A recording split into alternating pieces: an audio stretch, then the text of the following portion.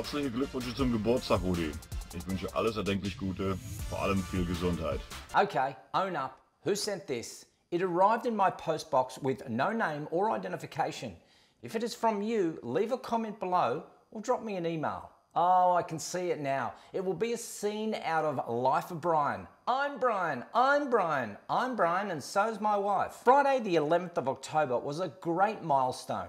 You see, the man who raised me with important values of being kind to snowflakes, never question the establishment, and keep your thoughts and opinions to yourself was born 88 years ago in 1931. When I put out the call to you good people to cheers the legend, I expected half a dozen or at the most 6 of you to raise your glass and wish him a happy birthday. At approximately 12 noon on the day 900 kilometers from here, we played him your best wishes and videoed his reaction. So from the heart of my bottom, I want to thank all of you, including the hundreds of emails and comments that you made to wish him all the best. Take a look. Yep. Hi, Gerald. Yeah, it's Gerald. Okay, you ready? Yeah, Happy birthday. Cheers, Rudy, on your birthday. Cheers. Cheers, Rudy. Cheers, Rudy. Cheers, Rudy. Cheers, Rudy. Cheers, Rudy. Cheers, Rudy. Cheers, Rudy. Cheers, Rudy. Happy birthday, Rudy. Cheers, Rudy. Cheers, Rudy. Cheers, Rudy. Cheers, mate. Cheers, Rudy. Cheers, Rudy. Cheers, Rudy. Cheers, mate. Cheers, Rudy. Cheers, Rudy. Cheers, Rudy. Cheers, Rudy. Cheers, Rudy. Cheers, Rudy. Cheers, Rudy. Cheers, Rudy. Cheers, Rudy. Cheers, Rudy. Cheers, Rudy. Cheers, Rudy. You're very pleasant. Cheers, Rudy. Cheers, Rudy. Cheers, Rudy. Cheers, Rudy. Cheers, Rudy. Happy birthday, Rudy. Cheers, Rudy. Cheers, Rudy. Cheers, Rudy.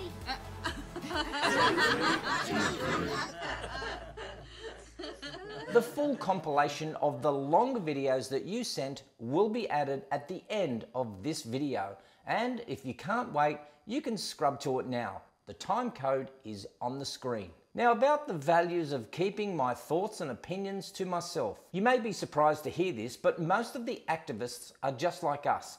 They wear products made from fossil fuels, they own cars, many eat meat, but also claimed that they were cutting back. And they're certainly okay with killing trees as long as those trees are used for the silly, meaningless signs that they paint buzz phrases on to virtue signal to everyone else. So what about all the products these childish activists use? Well, in a nutshell, it's our society that is to blame. No one wants to take responsibility for their own actions. Shouldn't they be living by example? Look at the mess these pathetic leftists leave behind. Notice the trash cans overflowing with plastics and even perfectly good signs that could have been reused for the next do as I say, not as I do event. Grubs.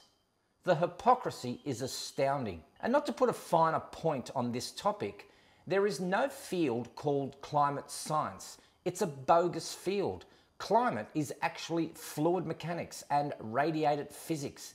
There is nothing in science called scientific consensus. The wonderful thing about science is it goes beyond your opinion. You can have your opinions all day long, but science is based on facts. You can look at all of the models on CO2 levels all day, and what you will find is that none of the models match up. Even the IPCC have 40 different predictions of Arctic ice sheet melting. I mean, this is how ridiculous the whole nonsense has evolved. Are you looking for a government grant? Well, just put the word climate change somewhere in your submission, like understanding the effects of a good whiskey affected by climate change. Actually, that's not a bad grant to apply. Climate protesters are headlining the news for causing disruptions in major cities across Australia, and something about this has an odd familiarity. Haven't we already done that this year? Oh wait, that was the vegans back in April making it impossible for Melburnians to get to work on time with their peak hour CBD protests. You'd be forgiven for getting the two confused. It's all very Groundhog Day. The difference now is that everyone is starting to get a little jacked off with activists disturbing our lives on a regular basis. And rightly so. This week we've got people dressed up as bees playing dead on the footpath and others flaunting bird costumes in G-strings, leaving us somewhat confused over whether it's a climate strike or a Mardi Gras. One numbnut here in Brisbane suspended himself under a bridge only to give up 6 hours later. I called him the world's biggest snowflake. You lasted 6 hours. Well, good for you. Then there are those locking themselves to barrels filled with cement, flash mobbing peak hour public transport and obstructing the general flow of traffic. It's all a bit much for those of us who just want to clock on to our 9 to 5s and get home to G-Mann's weekly video. Another entitled snowflake.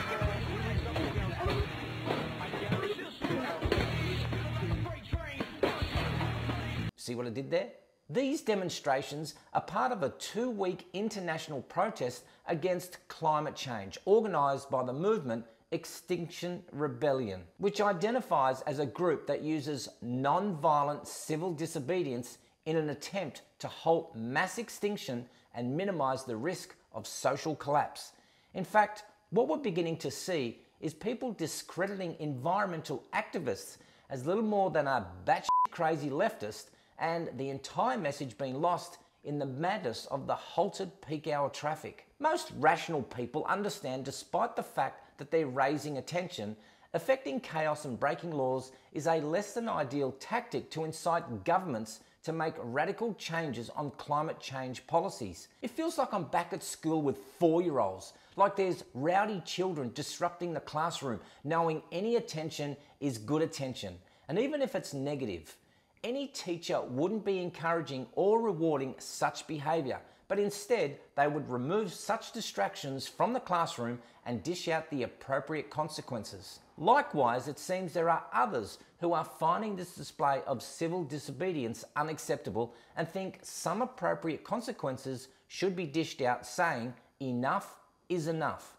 Here in Queensland, our Premier Anastasia Palaszczuk is pushing for climate change activists to be jailed, vowing to fast-track proposed laws to imprison protesters for up to 2 years if they're found using wire, metal or glass to booby-trap their lock-on devices. And fair enough, when you consider so far this week there have been 56 arrests in Melbourne, more than 40 in Sydney and 29 in Brisbane, with one ringleader of the group being arrested for illegally protesting 7 times now. Look at this weak, pathetic dweeb. Actually, enough of him. It makes you want to throw up in your mouth, doesn't it? For an organisation that claims to be strictly non-violent and reluctant lawbreakers, it's fair to say we're starting to see just a teensy bit of discrepancy here.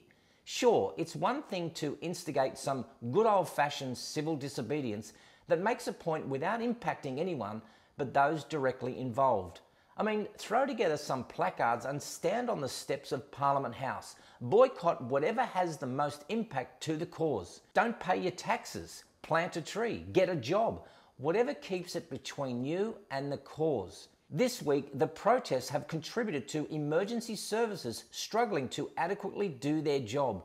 Valuable police time and resources being drained that could have been better used for more important matters, as well as the potential danger of both police and emergency services being harmed while attempting to remove lock-on devices used in protests. With over 100 arrests in Australia this week alone, it's clear the protests have become anything but law-abiding, leaving us to wonder if it's time to implement harsher penalties for activists who repeatedly break laws before someone does get hurt. We all secretly agree with the suggestion made from one TV host, Kerry-Ann Kennelly, but of course, she'll get slammed as a climate change denier. Take a look. No, I'd leave them all super glued to wherever they do it, like forever, till they get themselves... the guy hanging from the Story Bridge, Why send emergency services to look after or get a moron down? Leave him there till he gets himself out. No emergency services should help them. Nobody should do anything. Leave them there, and you just put little witches' hats around them and try, or use them as a speed bump. God, you're going to get us into trouble. Send your letters to the Today Show. Look, is that wrong? But they're actually wearing this jail time, this potential jail time, as a badge of honour. I think hit them where it hurts. Fine them big time, but jail time's a bit out there, isn't it? Put them in jail and forget to feed them. It seems enough really has become enough. Whether the Extinction Rebellion organisation is breaking laws for a noble cause is beside the point. What we are now starting to see is less tolerance for such out-of-control activism and more anger and resentment toward the wreaking of havoc and the greater potential for harm. If harsher laws, including jailing protesters for up to 2 years, are what is needed to stop Extinction Rebellion and other extreme activist groups from fostering a climate that pushes us further towards chaos, hostility and division, then I'm willing to bet that the majority of Australians and the rest of the world would be on board with the proposed legislation.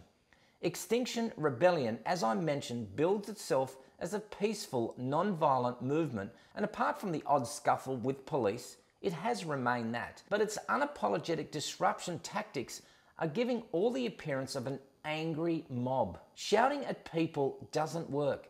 It puts us off. Shutting down cities, blocking traffic, chaining yourself to things and halting public transport.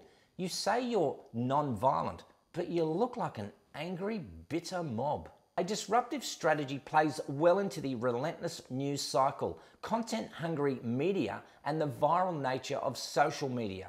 So there is huge potential to get mass exposure fast. There's always the risk of marginalising and pushing away the very people that they're trying to win over. While shock and awe may make some people think, others are simply trying to get on with their already complex and stressful lives. Getting in my way, or worse, sending a message that we know better than you is only going to push me away, even if they do believe the core issue is to be important. If the purpose of Extinction Rebellion has been to get headlines, clicks and comments, it certainly has been successful. But if the intention was to win over the hearts and minds of those without a clear stance on the issue, or to influence the influencers, the disruptive strategies ain't working for you. There's no doubt that the issue of climate change is a polarising one here in Australia and around the world, with passionate views on both sides. On one end of the spectrum, there are those who accept the science and demand action. On the other are those who doubt, deny, or distrust the science. And whose science do you follow? It's not about truth anymore, it's about hearing what you want to hear. I think there's a middle ground of Australians who don't consider themselves denialists, but want a meaningful way forward that's also sensible. Frustration levels are beginning to rise as the disruption methods continue. And like so many of us higher intelligent people, I've switched off. And worse than that, I think not only have we switched off, but we are being pushed away. That frustration is already there. I think the silent majority will turn against you. Reasoned, respectful debate may be a slow-burning strategy, but it may get the desired result in the long run, because when the freak show leaves town and when the momentum burns out, and it will, the question will be asked, what has really been achieved here? And for those who love their leader and co-founder of Extinction Rebellion, Roger Hallam, do you really want a person who stood unsuccessfully in the 2019 European Parliament election in the London constituency as an independent, garnishing only 924 of the 2,241,681 votes cast, which is 0.04%. And do you really want a person who was arrested on suspicion of conspiracy to cause a public nuisance on the 12th of September this year, the day before a planned action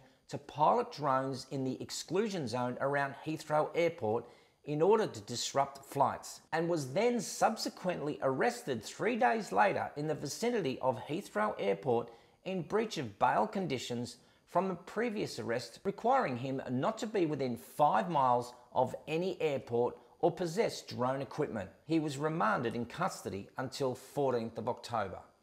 Your leader is a pathetic dweeb. What a miserable life you must be living if you really believe we are on the verge of extinction. And why would you scare the next generation into believing this myth? Here are my simple, uneducated thoughts. In my hometown in 2009, the Gold Coast was in the grip of a major water shortage. We built a $500 million desalination plant and our respective councils put us all on water restrictions. That desal plant has never been turned on, and in 2011, just 2 years later, we experienced the worst floods ever, killing hundreds of innocent residents. The earth will fix itself, and our brilliant minds will have the technology to ensure the future of mankind. I'm always up for education and a good strong argument, and I would love to hear your thoughts. As usual, if you enjoyed this video, show me your appreciation by liking, sharing, or more importantly, making a comment. Now go away and have a steak. I'm Gerald Pauschmann for The Point TV. Cheers, Rudy.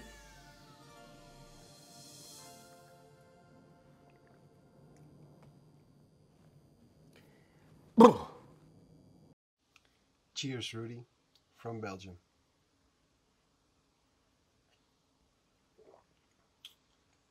Cheers, Rudy, from Devon, England. Cheers, Rudy.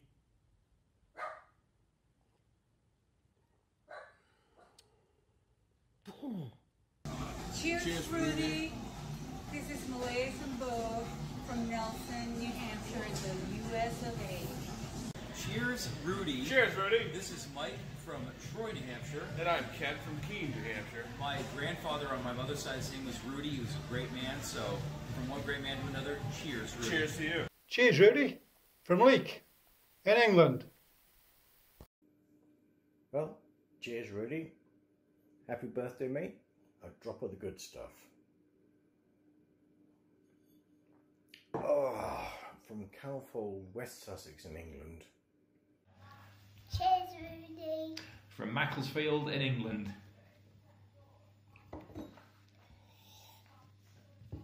Cheers, Rudy. Happy birthday from Cambridge, England, Snowflake City. Now go away and eat some cake. Cheers, Rudy, from Bruce in Harbin, China. Happy 88th birthday. Oh, smooth. Cheers, Rudy, from a Portuguese guy working in the north of Vietnam. Happy birthday. Cheers, Rudy, from Massachusetts. Cheers, Rudy, from sunny Seattle, Washington.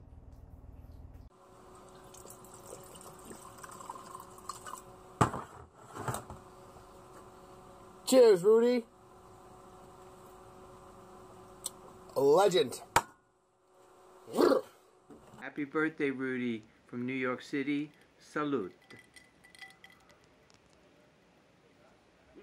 Cheers, Rudy, from Boise, Idaho.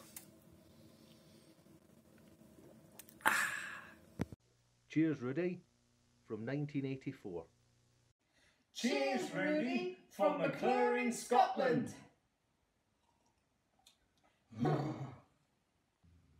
Happy 88th birthday. Cheers, Rudy.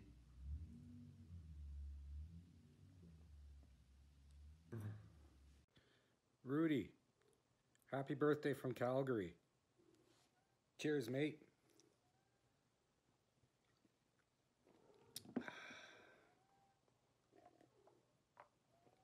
Oh, that's good.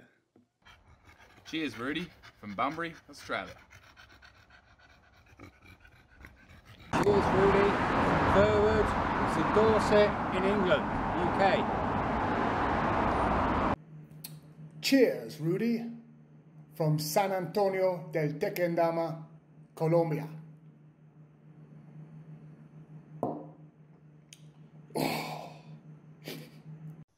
Cheers, Rudy, from my shed in Melbourne, Victoria. Happy 88th.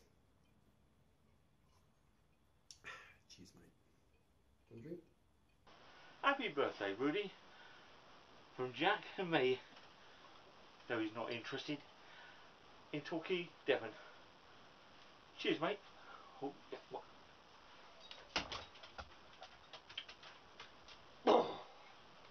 Wishing you a very happy birthday, Mr. Pauschmann, from the village of West Newbury, Vermont.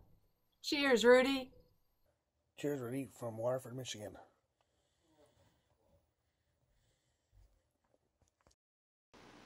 Cheers, Rudy.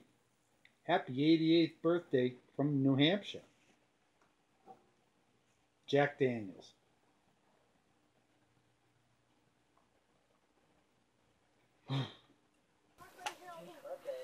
Cheers, Rudy, from Allentown, Pennsylvania.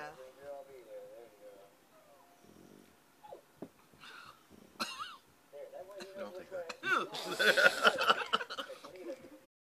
Cheers, Rudy, from Minnesota.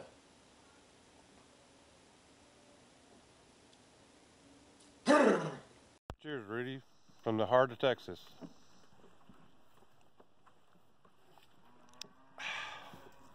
Cheers, Rudy. Cheers, Rudy, from New Zealand.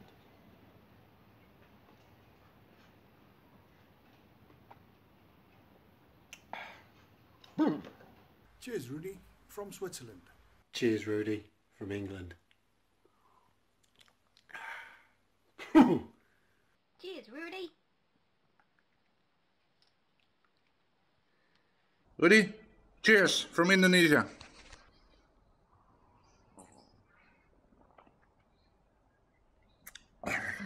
Having a nice drink and saying happy 88th to Rudy. Happy birthday, young fella.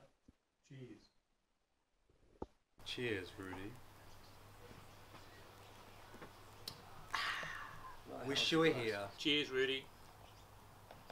Cheers, Rudy, from Staffordshire, UK. Happy birthday.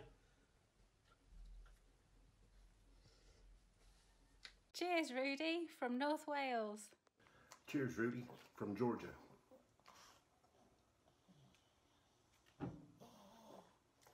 Cheers, Rudy, from Scotland. Happy birthday, Rudy, from Cape Breton, Nova Scotia, Canada. Cheers, Rudy, from New Mexico in the USA. From Mesa, Arizona, and the crew. Cheers, Rudy! Cheers, Rudy, from Zakynthos in Greece.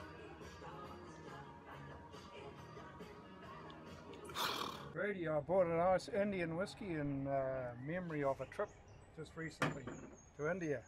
Rampur. Very expensive. They only let us have 4 bottles in New Zealand, apparently. Cheers, Rudy, from New Zealand, from this retired sheep farmer who doesn't eat meat anymore, but he's not a vegan. See what I did there?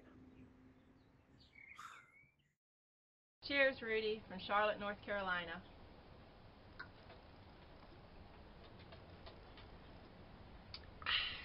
Cheers, Rudy, and your 88th birthday from Cleveland, Ohio.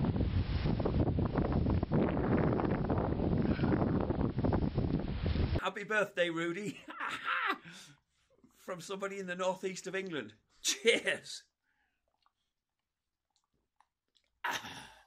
See what I did there? Cheers, Rudy, from Ontario, Canada.